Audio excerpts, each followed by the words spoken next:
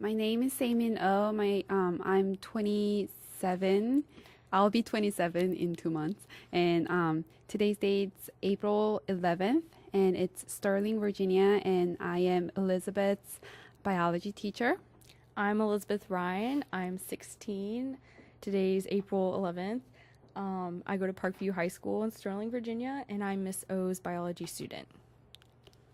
So, Miss O, I understand, you come from the South Korean nationality. Can you please tell me how you came to America and, what made you want to teach biology? Okay, so when I was young, we lived in Korea, and then my dad, I think since high school, he wanted to come to America. He was like very, I guess he admired like American stuff. And there was a American military base in my town, and he always like went there. He was a tour guide there, and I think he filed for like the green card thing since we were young, and we got it like when I was in middle school, and then we decided to come here. So like I didn't really have anything to do with coming here, but he wanted to come here, and I'm pretty sure he came here for like education and all that stuff. Yeah. So I came here, and then I wanted to do piano major. I was a piano player since I was 6, 7, and I was good at it, and I loved playing, like I loved music. Yeah. And I did piano and I got lessons. I was preparing myself for college, and I had a wrist injury. Oh. We don't really know the cause of it, but I couldn't really use my like pinky finger on my left side. So after that injury, I didn't play for a year, and that was my junior year. Oh. And that was when I came here, I was in 9th grade. In Korea, how the school works is there is 3 years of middle school and then 3 years of high school. Okay. So I was a middle schooler, and then I came here and I was in high school. So I never finished my middle school. So I don't have a middle school diploma. Aw. And I started my 9th grade, and I was in like ESL and all that stuff. So I was in ELL student for 2 years, and then I was mainstreamed my junior year. I think, yeah, my junior year. So that's when I started taking my like regular courses. So I kind of tested out from all the math classes, because like in Asia, math is like strong points. So I took all the like algebra, geometry tests and just like got out of it. Yeah. And I didn't have to take it again. So I just got into mainstreaming classes my junior year, and that's when I started in Fairfax County. I went to Fairfax County schools, and in Fairfax County, you take biology when you are a freshman. But I was taking my freshman biology class in junior year, but my teacher who was teaching biology, she's now Miss Niskorsky, I think her name was. She's a chair at Stone Middle School. Oh, cool. But she was a biology teacher there. She was just there for like 1 year. Oh, wow. And that was my year. And she always stayed after school to help me, and the content was pretty interesting to me. So I was like, and I had a wrist injury and I couldn't play piano anymore. So I was like, maybe this is something that I want to do. Yeah. And I kind of wanted to become teacher because of her. And I always kind of looked down on the jobs like in education, because my mom was a science teacher, and my aunt was a teacher, and it seemed like it was a pretty easy job, and I thought it was easy job that people do, and I always wanted to do music. Yeah. But my senior year, I took AP Bio, and I was like, oh, this is something that I definitely want to do. And I had great AP Bio teacher too. So I got into the college, and I went to Tech, and at Tech, as a freshman, I met the professor from grad school for education, and we had a talk. It went very well, and I was like, okay, I want to do it. So since freshman, I wanted to be a high school biology teacher, and that's how I ended up. Yeah. And like we had green card since I was in college, I think. But then it was really weird because the lawyer said the green card is going to be like, I'm going to get green card in like a month. that's why we came in May 2001, and then the September 11th happened. Oh yeah, and then it got really strict from there. Yeah, and then everything that was filed up to that point was stopped. Yeah, they froze everything forever because my mom was also a green card participant at the time. So we didn't get the green card. We didn't have anything. But then, like, we had a social security number and, like, so we were, like, legally here. But we couldn't get the green card because of the September 11th thing. You couldn't get the documentation? Yeah. Okay. And after, like, I think my freshman year in college, I got the green card. And I think you can apply for citizenship after 3.5 or 4.5 years, but then I got lazy and I was like, there's nothing that's like the differences between the green card and citizenship. I don't see that much difference in my life because I was a college student, and as a college student, you get the same, you get to pay the same, like in-state tuition and everything, so you don't really see the difference. So I didn't really do anything, and that's why, like, I waited until last year to apply. And I actually applied because I was going to mission from my church. I went to Mexico last summer. Cool. So because of that, I applied for the citizenship. And so, like, I would have a passport because my passport from Korea was due for the expiration date and everything. So I was like, oh, I might as well just apply for citizenship. So I applied, and like what was cool was that the date that we were doing the citizenship ceremony thing was July 4th. Oh, so that's so cool. So I got to do it at the Mount Vernon. Oh wow, that's and awesome. It was like outside with like all the events that was going on. So it was cool. Was there a lot of people there? Yeah, there were a lot of people, and there were like people from Washington Post, and they were taking pictures, and so it was cool. And that's how I got my citizenship. And it was difficult, I guess, in like my earlier days here, but I didn't really see that as a difficulty because like some people in Korea, they learn English since they are in kindergarten. Okay. So everybody kind of knows the basics. Yeah, the basics. But I was in music, and I did not want to study. I was not a good student when I was in Korea. So my mom was really worried. But then as I came here, I got into like studying, and I like the American education system where they give you more ownership in your learning.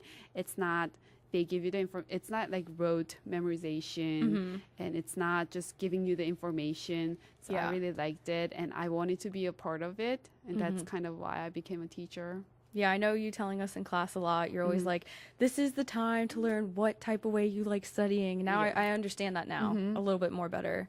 But because I'll be talking to Mr. Hooper, your teacher assistant now, and I'll be like, yeah, I like this way. I like it when you say it this way and stuff. So, yeah.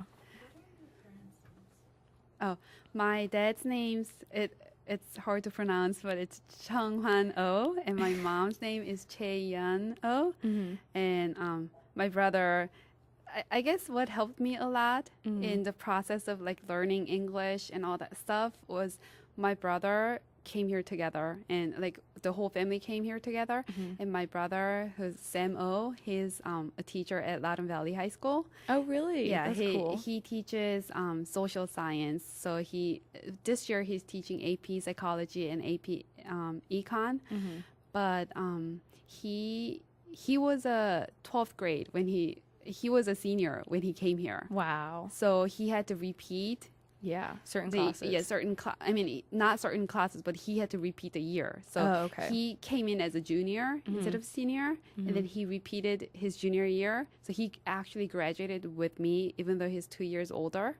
So we went to like college together. We went to graduate school together. So you always had your brother. Yeah. So I think that helped me a lot.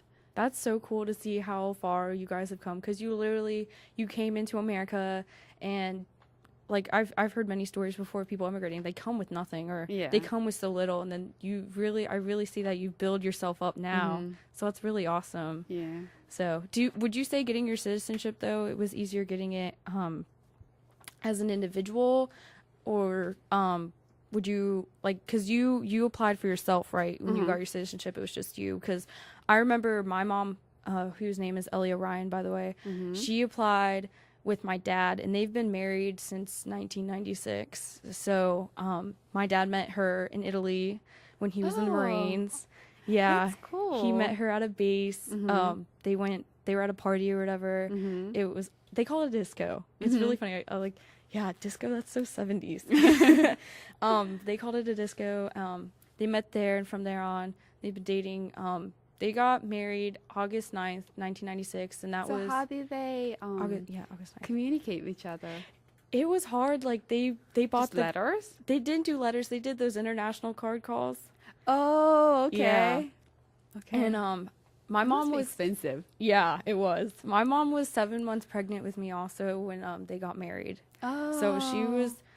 They were married August 9th, and then I was born October 5th. Are you the first child? Yes.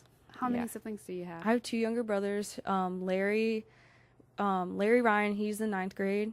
So Is he here? yeah, he's a freshman here. Oh, okay. And then Patrick, he's a 4th grader, and he goes to Forest Grove. Oh. So okay. just the 3 of us.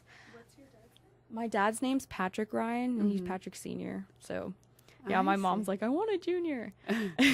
That's why your little brother. Yeah, That's he's Patrick. the Okay. junior. They met in 94. Mm-hmm. So for 2 years they dated.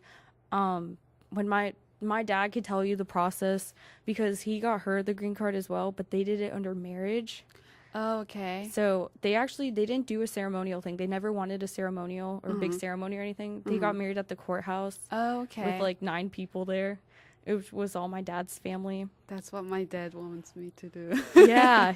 My dad's like, I encourage you to elope. And I'm like, No. I don't know. Yeah, I want a big Yeah. ceremony. So that happened. I was almost actually born in Italy, they said, because they Oh. didn't get the paperwork done in time and everything. So then since then, my mom got her green card, and they said that was such a tedious process because I think getting the green card is a lot of work, but I was under 21, so my dad did all the work, and we did it through a lawyer. So Oh, we okay. didn't really have to do any of the paperwork. We just gave them the information, and they fill it out for you. That's There's good. There's some fees, but Yeah. they do it for you. And for the citizenship, when I applied, it was easy. Really? Yeah. Yeah. They didn't do it with the lawyer. They did it all by themselves. So it was like, yeah, even I remember the American citizenship process, which my mom, she got her citizenship in 2008. Oh, okay. Yeah, so she's had it for a while, and she did it because they were about to make the fees higher. Like, so you paid more. It went up. Yeah, it went up, and she wanted to do it just before they went up. Uh-huh. So she got buckled down, did together. And I remember going to the Italian embassy, and it's really weird because they have one in DC, but she was her location was the one in Philadelphia. So we had to drive to Philadelphia, which was really weird. And my dad remembers being in there, and since he's American and it's an Italian embassy, they really don't like Americans going in there because they're like, this is our land and stuff. Yeah. So it was very tedious.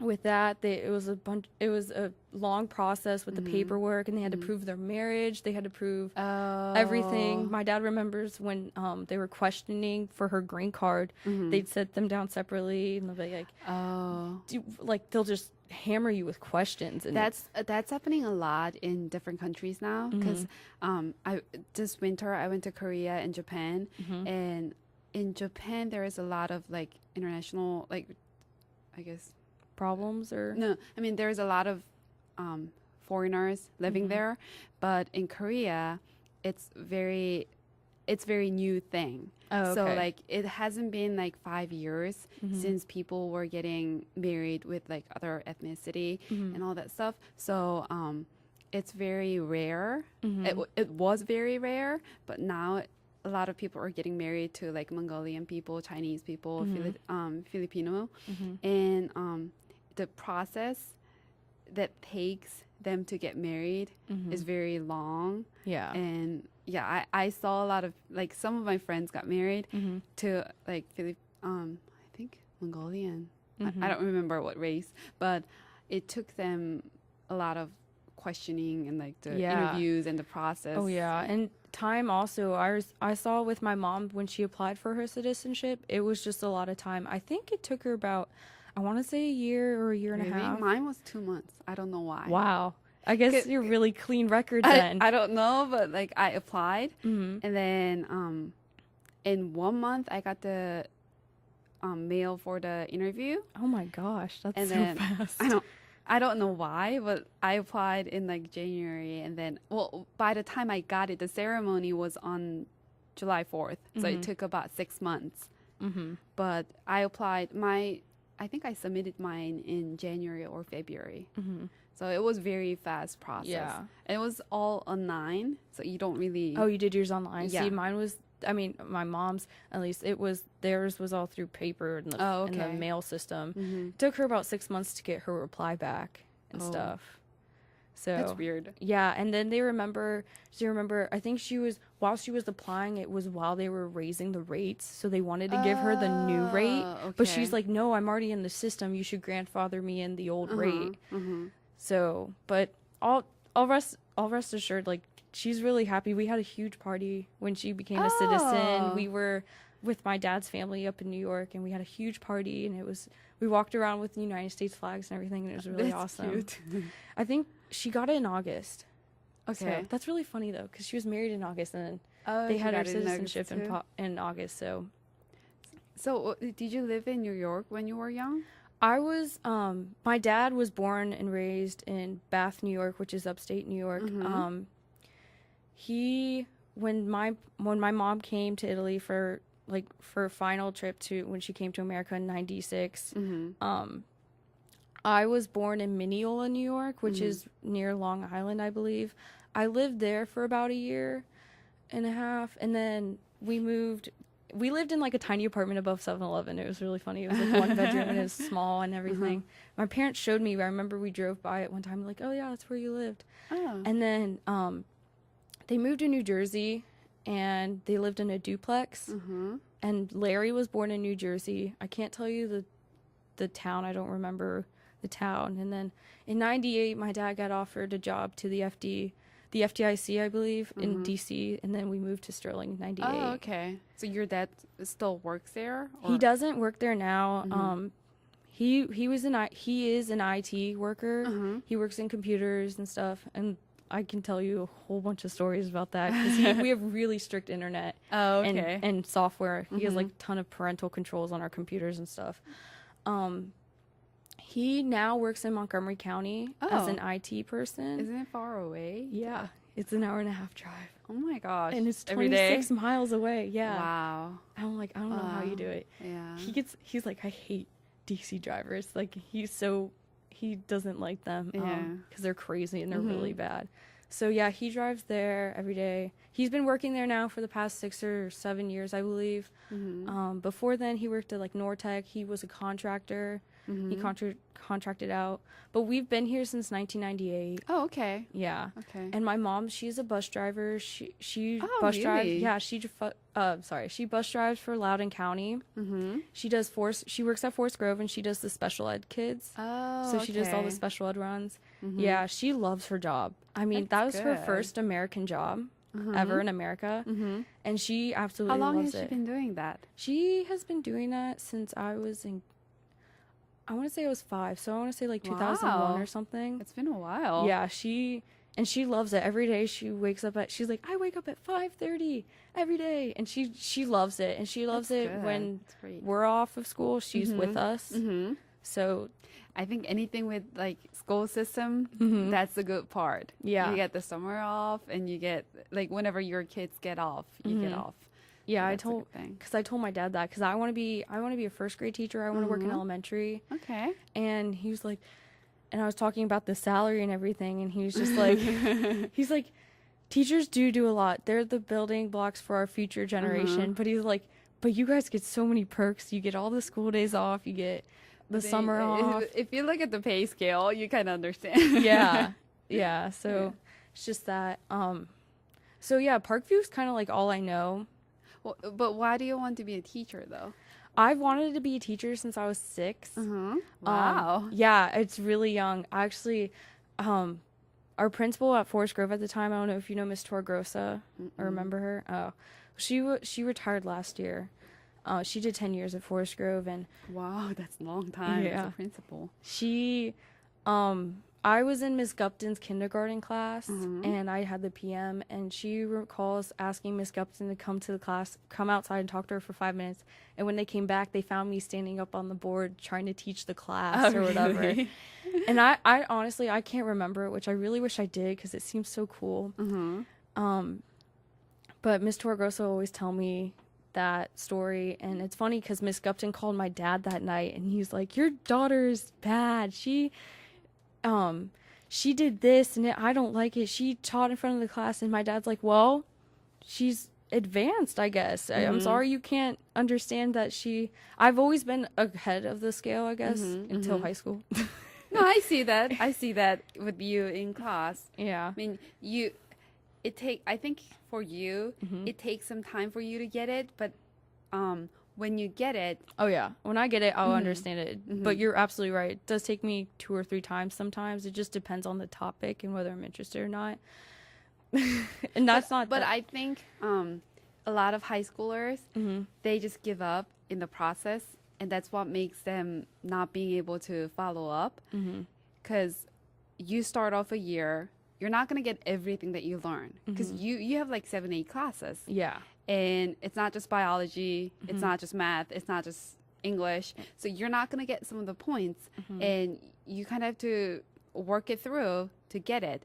But then people just give up in the process. And I think that's what makes you different from everyone else. I try not to give up. Yeah. I've always been told by my dad, just never give up, which is really hard for me because, with my curricular next year, I don't want to give up with band because I'm always one of those people, like, once I'm in it, I have to continue. Like with Girl Scouts, I've been a Girl Scout since kindergarten. So I've been a Daisy and I've been working my way up. And I remember when I was doing my bronze and silver award, I'm like, "Mom, I want to quit. Like, this is so hard. This is so tedious. I don't like who I'm working with, but I want to quit." And I always have to thank her because she always told me, "No, you need to finish it." And I'm really glad because I'm going to start soon my gold award process. And that hopefully by her guidelines, I can finish it successfully. But as for wanting to be a teacher, I mean, I helped out the teachers in Forest Grove. I try to help them out every summer with packing up their classrooms and getting them ready when they start out. And I love it. I don't know why. I love grading. I do FEA now, which is Future Educators of America. And actually went in this morning and helped out a 4th grade classroom. Okay. I love it. It's just the, it's just the atmosphere and the little kids. And I love little kids. I have a passion for just helping them out and stuff. And they're just so cute and so sweet. That's good. Yeah. I don't like younger kids. That's why I'm in high school. But what do you do at the FEA thing? FEA, we just I'm working with Patrick's classroom, which is awesome. His class, they're really great kids, but they're literally 2 years behind. I mean, they don't even know 2nd grade math.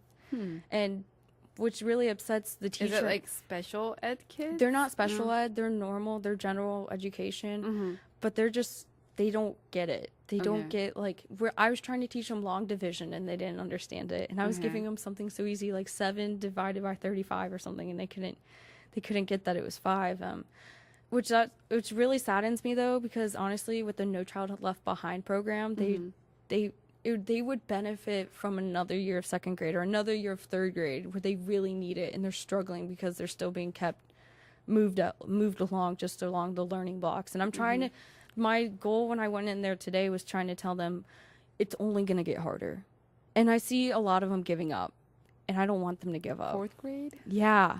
It's really, really sad. They're just like, "Oh, I don't get this. This is hard," or "I'm confused." And I try to simplify it to them the best I can. What helped them the most was doing little ticks on your paper, like little sticks or whatever, and be like, count it out. I mean, I literally had one girl using her hands.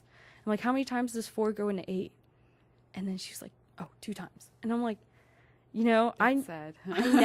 I was never like that when I was in kindergarten or 1st grade.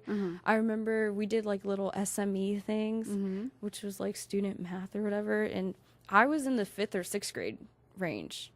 That's good. Yeah, when I was in 4th grade, and my little brother Patrick, he's the same way. Miss Gallagher's like, "I love him." He got his report card. He only had 1 B.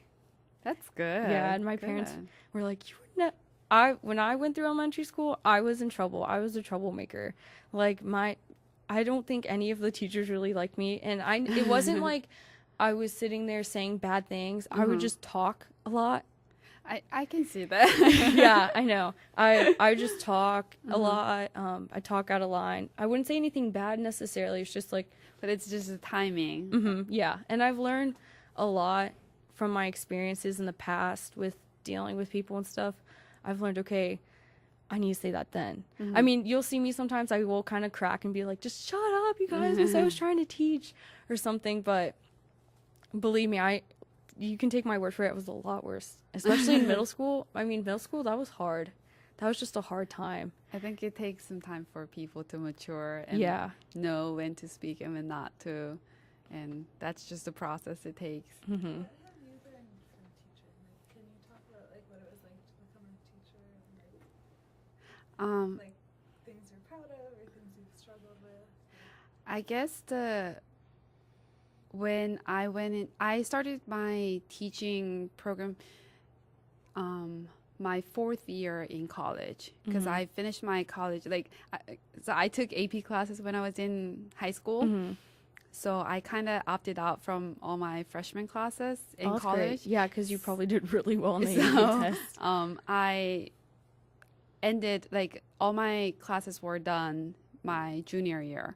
So starting my senior year in college, I started taking graduate courses, and then I went out to absorb other classes. So I went to my Virginia Tech is in Blacksburg, Virginia. So I went to Blacksburg Middle School to absorb, and then I went to Salem High School, which is right next to Roanoke, to see how the classes are there. So I started student teaching and doing observations there. And what I found from student teaching, the thing that Mr. Hooper is doing right now, the most hard thing that I saw there was that I didn't have ownership in my classroom, because it's somebody else's class. And I kind of started thinking, oh, I need to do this when I get into my classroom, kind of thing. And then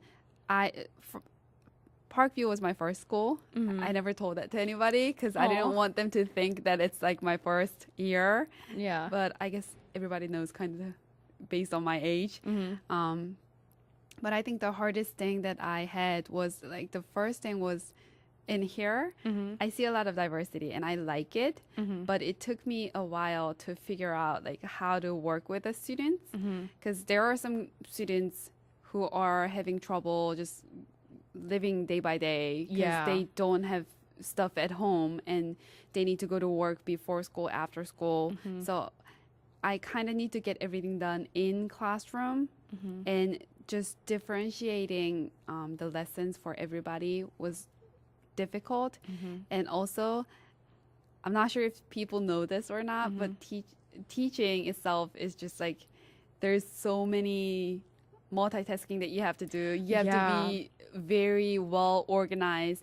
I'm pretty organized person, but still for me, I think just remembering everything was hard. Who wasn't here. I have 220 kids, so just remembering who was here, who wasn't here, kind of thing. And also, as I was doing lesson, I think there was some cultural differences. Even though I grew up here since I was 9th grade, I still see, I have never gone to kindergarten, elementary school, middle school here. So I don't really know what it's like when we you all guys grow were, up together. Yeah, when you guys basically. were here. So I don't really know how the schooling system is in middle school, elementary school. And I think that makes it difficult for me to go through some of the concepts, because some of the concepts you guys learn in earlier ages. And I guess the cultural part and sometimes the language barrier, I'm not sure if you guys feel that or not, but right after the long breaks, after spring break, after winter break, this winter, I went to Japan for a week and then Korea for 2 weeks. So when I came back, I didn't use English for 3 weeks. So there is some language barrier, I think. And I think that was really difficult for me. But as I grew up, as I matured in teaching, I think I kind of realized that it's at this age, it's not the language that you guys are learning from, it's the content that you guys are learning. Yeah. And the biology itself, I know the stuff. And that's something that I've majored in. And like I was in lab doing research. So I know that stuff. And I think that's kind of like what made me grow into I guess a better teacher for now. Yeah, I can definitely agree with you. I remember when I was little, I was like, I can't wait to be a teacher. It'll be so easy. And then now I see it and I see how much grading you guys do. Yes. How much planning you guys do. I mean, I understand why some of you guys have 3 or 4 planning blocks. It's so... Well, we only have one, but... That's true. But I mean, it depends because some teachers also do like the hallway help. But then you always see them planning as well. I mean, there's so much you guys do, and I didn't even realize that until I got late middle school or early high school. But I'm definitely, I totally agree with you with the cultural thing. I mean, there's a lot of diversity here at Parkview, but I love it because my dad tells me every day. I mean, there were times where I was like, Dad, we had a lot of friends at one time who were moving out to Woodgrove area, and he's like, I was just like, Dad, why don't we move out there? You know, it'll be nice and stuff, and it's a new place, it's a new area. Especially, I always ask that a lot too in middle school when like there was a bunch of bullying and stuff. I'd be like, Dad, can we please move? I'm so done. And he's just like, no, the diversity here is so much similar to what you see like when you get out in the real world. And it's just nice for you to get a head start on it. I think it's a great thing, and whatever you feel, the passion that you have really applies in your life, right? And for me, the racial thing like really angers me, I guess.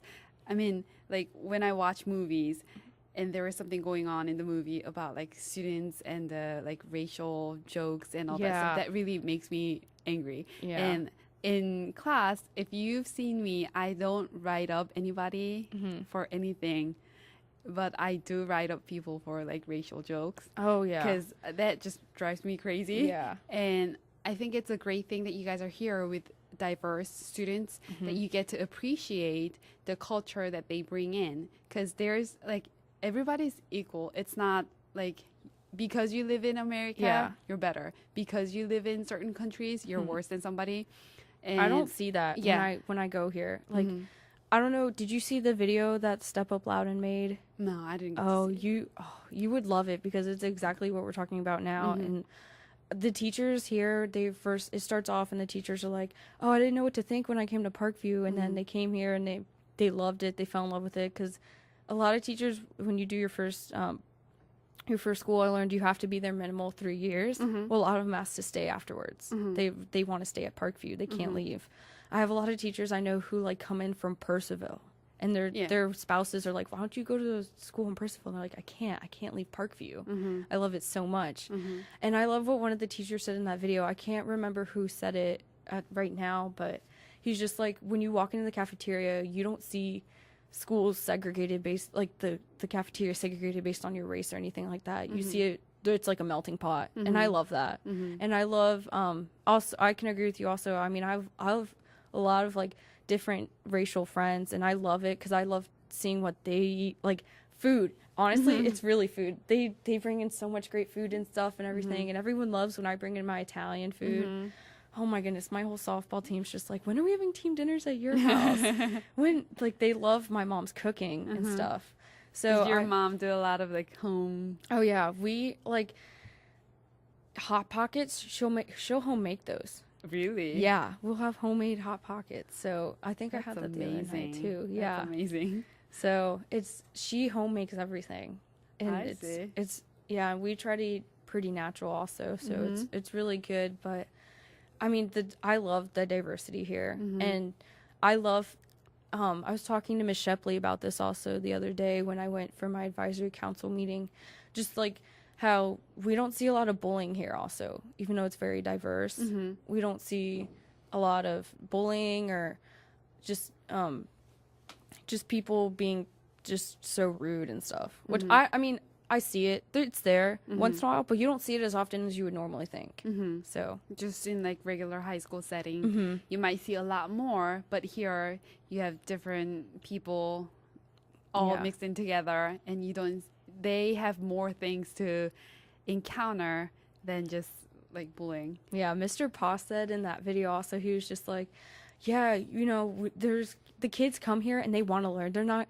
He was so funny. He's just like, they're not the preppy rich white kids who want to who just come in to show up and pay their bills or whatever, like Yeah. pay you to be quiet. He's like, no, the kids come here and they want to learn. They're already doing so much for their families. They might have jobs and stuff. And also, most of the students, I think in Loudoun County, they plan on going into college. Yeah. But these kids, they might not end up in college. So this is what they will have for Forever, like, yeah. for the rest of their life. Yeah. And that's why they want to learn. And whatever they do here, they do appreciate.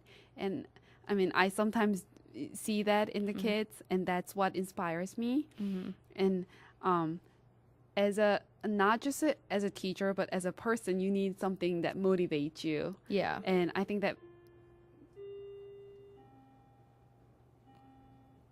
That one note.